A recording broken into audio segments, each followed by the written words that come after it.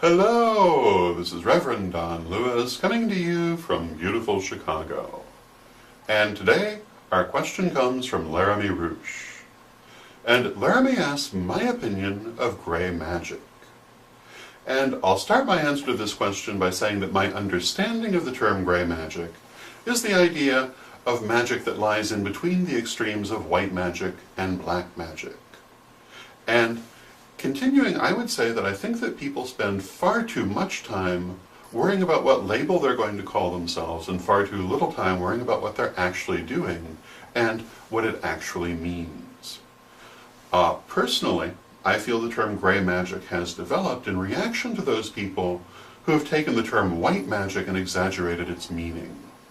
My understanding is that black magic is magic which is intended to do harm, and white magic is magic which is not intended to do harm.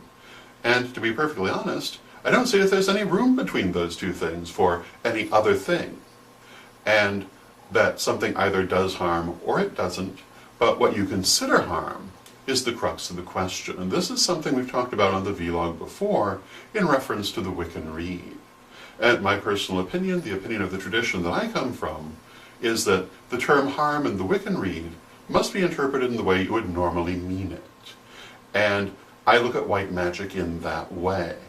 And when I say that I practice white magic, that does not mean that if my home were being broken into, I would not defend myself, or that if my loved ones were being raped or murdered or otherwise ill-treated, that I would not defend them.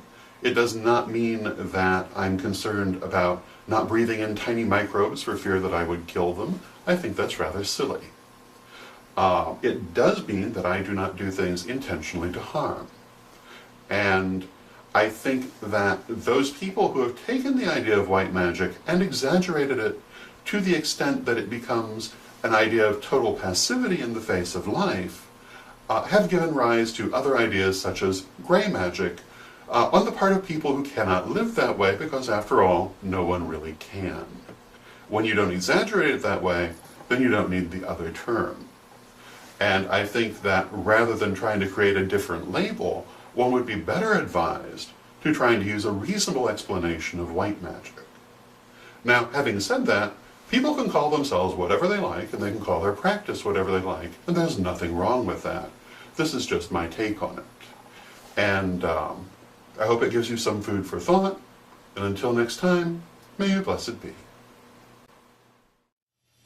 But wait, don't forget our books, Witch School First, Second, and Third Degree, and also Living the Wiccan Life, and Ritual in Theory and Practice, available at a bookstore near you, or get them direct from us at www.witchschoolstore.com.